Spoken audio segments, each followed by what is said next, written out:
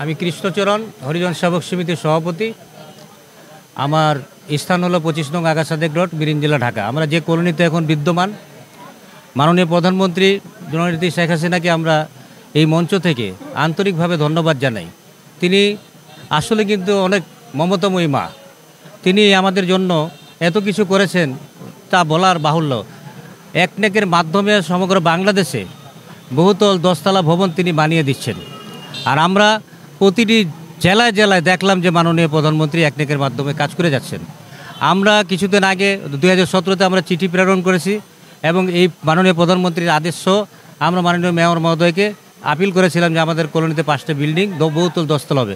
কারণ আমাদের জনসংখ্যা বাড়তেছে দিন দিন, কিন্তু আমরা জনসংখ্যা বাড়ার কারণে আমরা কিন্তু ঘর পাচ্ছি না। সেই হিসাবে আমরা পর্দা টাঙায় ঘুমাই। এখানে অনেকগুলো মিডিয়া এসে দেখে গেছেন যে আমরা এমনভাবে বসবাস করতেছি, চিড়িয়াখানায় যেমন জানোয়াররা থাকে ঠিক সেইভাবে কিন্তু আমাদের বসবাস।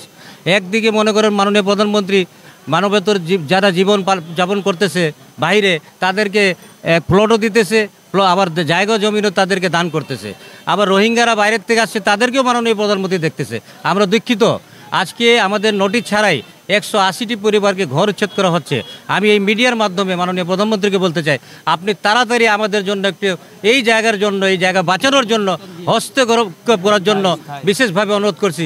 পাশাপাশি আমাদের যাদের ঘর ভাঙা হচ্ছে তাদেরকে কোনো পুনর্বাসনের ব্যবস্থা না করে আর আমাদের স্থায়ীকরণের কোনো ব্যবস্থা না করে আমাদের এখানে বুলডোজার চালাচ্ছে।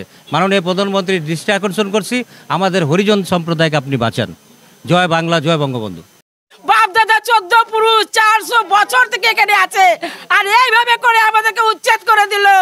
বলেন আমরা কোনে যাব, কি করে থাকবো, কি করে খাবে?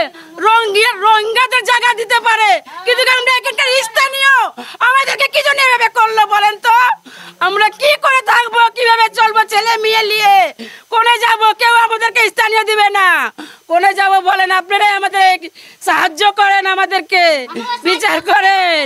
এই রাতের বেলা এই কারেন্ট নাই, এইভাবে ছেলে মেয়ে নিয়ে রাস্তায় যাব, জোয়ান ছেলে মেয়ে আছে, কোনে যাব কোন? আপনারাই ভাই বলেন।